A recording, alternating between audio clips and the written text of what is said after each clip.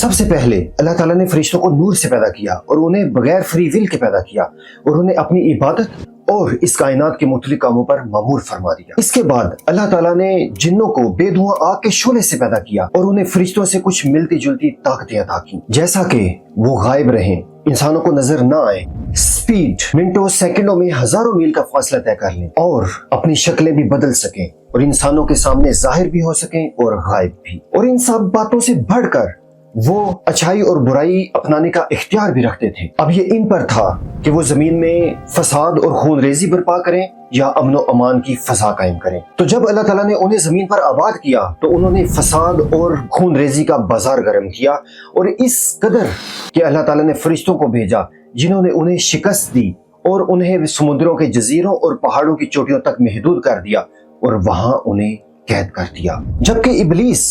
جنوں کا سردار وہ آسمانوں میں فرشتوں کے ساتھ رہا کرتا تھا اور اللہ تعالیٰ کی عبادت کیا کرتا تھا، لیکن ابھی تک اسے ایسے کسی چیلنج کا سامنا نہیں کرنا پڑا تھا کہ اللہ تعالیٰ نے اس کے مد مقابل کسی کو پیدا کیا ہو۔ اب جب اللہ تعالیٰ نے حضرت آدم علیہ السلام کو پیدا کرنے کا ارادہ فرمایا تو اللہ تعالیٰ نے فرشتوں سے اس کے بارے میں ذکر کیا کہ میں زمین میں ایک خلیفہ بنانے والا ہوں، اپنا ایک نائب بنانے والا ہوں کہ جسے مکمل طور پر غلط اور صحیح راستہ اپنانے کا اختیار ہوگا۔ تو اس پر فرشتوں نے حیرانی کا اظہار کیا کہ پہلے جس مخلوق کو فری ول دے کر پیدا کیا گیا تھا یعنی جنات، تو انہوں نے فساد اور خون ریزی کا زمین پر ایسا بازار گرم کیا تھا، تو کیا پھر دوبارہ سے اللہ تعالیٰ مکمل اختیارات والی ایک ایسی مخلوق کو پیدا کرنے جا رہے ہیں کہ جو زمین میں فساد برپا کرے؟ یہ سوال کوئی گستاخی یا نافرمانی نہ تھی بلکہ حیرت اور حقیقت کا اظہار تھا۔ تو اس پر اللہ تعالیٰ نے کیا جواب دیا؟ میں وہ جانتا ہوں جو تم نہیں جانتے۔ اس کے بعد اللہ تعالیٰ نے حضرت آدم علیہ السلام کے پیدا کرنے کا پروسیس شروع کیا۔ اللہ تعالیٰ نے حضرت آدم علیہ السلام کو مختلف علاقوں کی مٹھی بھر مٹی سے پیدا کیا اور 60 ہاتھ لمبا قد بنایا۔ یہی وجہ ہے کہ آدم کی اولاد زمین کے مطابق ہے، کوئی گورا ہے، کوئی کالا ہے، کوئی سرخ ہے تو کوئی درمیانے رنگ کا ہے۔ اسی طرح سے کوئی نرم مزاج ہے، کوئی سخت مزاج ہے، کوئی گندا ہے تو کوئی صاف ستھرا ہے۔ اللہ تعالیٰ نے حضرت آدم کو جمعے کے دن عصر کے بعد پیدا کیا اور فرشتوں کو حکم دیا کہ جب میں حضرت آدم کو مکمل طور پر بنا دوں اور اس میں پیدا کردہ روح پھونک دوں تو تم سب اس کے سامنے تعظیمی سجدے میں گر جانا، یعنی اس کے لیے اپنی پیشانی زمین پر رکھ دینا۔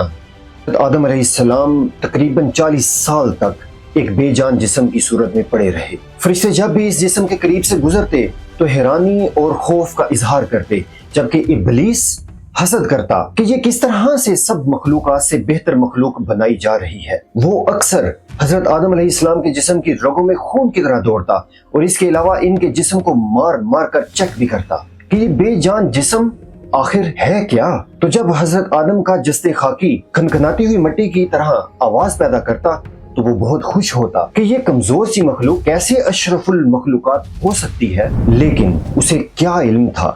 کہ جو ہر چیز کا پیدا کرنے والا ہے وہ کس طرح کی مخلوق پیدا کرنے جا رہا ہے، کہ جسے ارادہ و اختیار یعنی فری ول، فہم و ادراک یعنی پرسیپشن اور ریزننگ اور تخلیقی قوت کریٹیوٹی جیسی عظیم طاقتوں سے نوازا جا رہا ہے۔ تو آخر کار وہ وقت آ پہنچا کہ جب اللہ تعالیٰ نے حضرت آدم علیہ السلام میں اپنی پیدا کردہ روح پھونکی اور وہ سانس لینے لگے تو اللہ کے حکم کے مطابق تمام فرشتے حضرت آدم کے سامنے احتراماً سجدے میں گر پڑے سوائے ابلیس کے۔ اس نے انکار کیا اور سجدہ کرنے والوں میں شامل نہ ہوا۔ اللہ تعالیٰ نے ابلیس سے پوچھا کہ تمہیں کیا ہوا ہے، تم سجدہ کرنے والوں میں شامل کیوں نہیں ہوئے؟ تو ابلیس نے کیا جواب دیا؟ میں بہتر ہوں، مجھے آپ نے آگ سے پیدا کیا ہے اور اسے آپ نے مٹی سے پیدا کیا ہے،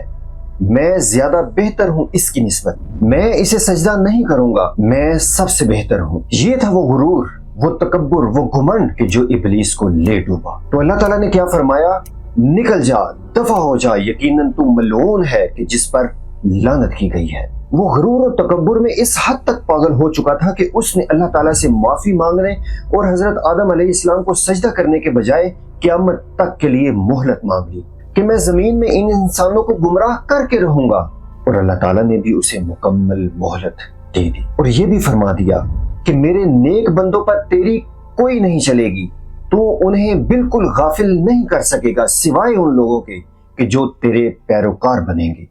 اس کے بعد حضرت آدم اور حوا جنت میں مکمل آزادی کے ساتھ زندگی گزار رہے تھے، لیکن صرف اور صرف ان پر ایک پابندی تھی کہ ایک درخت کے پاس نہیں جانا اور اس کا پھل نہیں کھانا۔ اگر تم نے ایسا کیا تو تم ظالموں میں شامل ہو جاؤ گے۔ وہاں جنت میں بے پناہ نعمتیں تھیں، لیکن انسان تو ہے ہی نسیان یعنی بھول جانے والا، اور جب وہ اللہ تعالیٰ کے احکامات کو بھول جاتا ہے اور شیطانی وسوسوں کا شکار ہو جاتا ہے تو ہی وہ ناشکرا بنتا ہے اور اپنی حقیقت کو بھلا بیٹھتا ہے۔ یہی وجہ ہے کہ حضرت آدم اور حوا شیطانی وسوسوں کا شکار ہو گئے اور اللہ تعالیٰ کے احکامات کو بھلا بیٹھے، اور وہ شک اور لالچ کا شکار ہو گئے، کیونکہ ابلیس نے تو انہیں کہا تھا کہ تمہیں جلد اس جنت سے نکال دیا جائے گا اور دنیا میں بھیج دیا جائے گا، لیکن اگر تم حقیقی زندگی، ہمیشہ کی زندگی چاہتے ہو اور ہمیشہ کی بادشاہی چاہتے ہو تو تمہیں اس درخت کے قریب جانا چاہیے، اس کا پھل کھا لینا چاہیے۔ اور اس نے ان دونوں کے سامنے قسم بھی کھا لی کہ یقیناً میں تمہارا خیر خواہ ہوں۔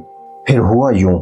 کہ حضرت آدم اور حوا نے اس درخت کا پھل کھا لیا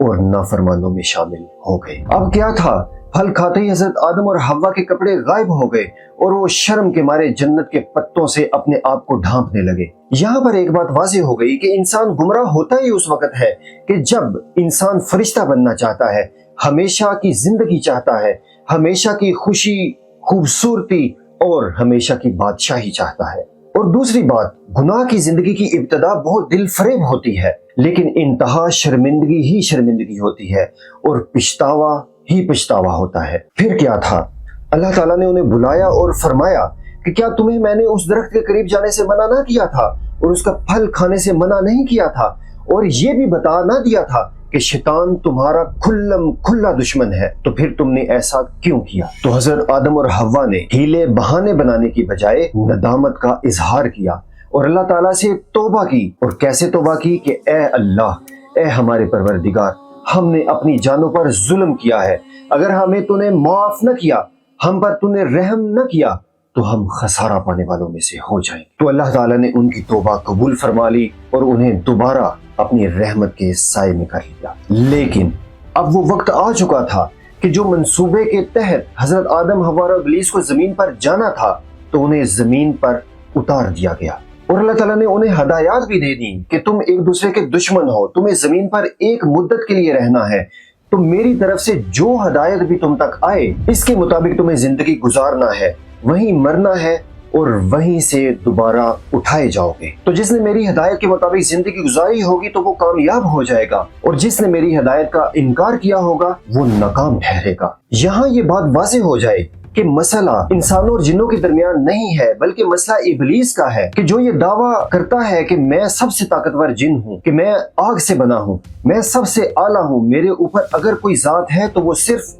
اللہ تعالیٰ کی ذات ہے۔ اس بات کو ثابت کرنے کے لیے اس نے اپنے پیدا کرنے والے کو ہی چیلنج کر دیا کہ میں یہ ثابت کر کے دکھاؤں گا کہ کون بہتر ہے اور کون بہتر نہیں ہے۔ اسی لیے اسے قیامت تک کے لیے زندگی اور طاقت عطا کر دی گئی، اور طاقت صرف اس حد تک کہ وہ انسان کی سوچ پر، انسان کے ارادوں پر حملہ کر سکے، نہ کہ انسان کے سامنے آ کر اس پر فزیکلی حملہ کرے یا اسے روکے۔ کیا کبھی ایسے ہوا ہے کہ آپ کوئی نیک کام کرنے کے لیے نکلے ہو اور وہ آپ کے سامنے ظاہر ہو جائے اور وہ کہے کہ اگر تم نے ایک قدم بھی آگے بڑھایا تو میں تمہاری ٹانگیں توڑ دوں گا، یا تم آگے نہیں جا سکتے، میں تمہیں نہیں جانے دوں گا؟ ایسا کبھی نہیں ہوتا۔ وہ ہمیشہ حملہ کرتا ہے انسان کے ارادوں اور سوچ پر، اور اس سے بھی بڑھ کر وہ اپنے چیلوں کے ذریعے آپ کو اچھائی سے روکنے کی ہر ممکن کوشش کرتا ہے، اور اس کے چیلے جنوں میں سے بھی ہیں اور انسانوں میں سے بھی۔ اب جب دنیا میں حضرت آدم اور حوا کے ذریعے انسانوں کی پیدائش کا سلسلہ شروع ہوا تو ہر انسان کے ساتھ ایک کریم جن اور ایک کریم فرشتہ اللہ کے حکم سے لگ جاتا، اور یہی سلسلہ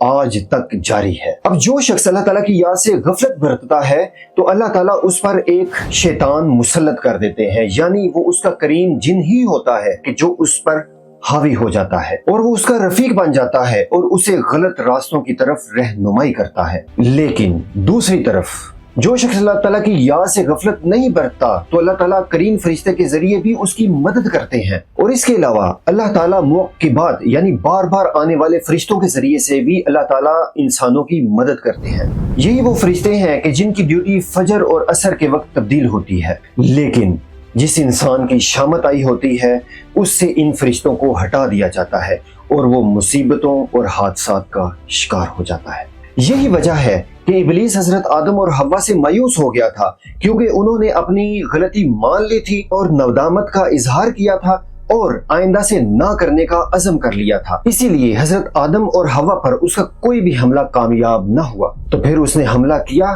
तो हजरत आदम और हव्वा की औलाद पर हमला किया, लेकिन हाबील और बेटियों पर इसका एक हमला भी कामयाब ना हुआ, क्योंकि वो अल्लाह के बंदे और अपने बाप के फर्मा बरदार थे। लेकिन दूसरी तरफ काबिल अपने बाप हजरत आदम अलैहिस्सलाम की बातों पर ज्यादा कान न धरता था, बल्कि वो शैतान की शैतानी बातों का शिकार हो गया था। उसकी वजह ये थी कि वो नाफरमान और हसद करने वाला था। तो हुआ यूं कि वो अपनी हठधर्मी और जिद में ऐसा अड़ा कि उसने अपने भाई हाबील को ही शहीद कर दिया और सबसे पहला कातिल करार पाया और शैतान के साथियों में शामिल हो गया।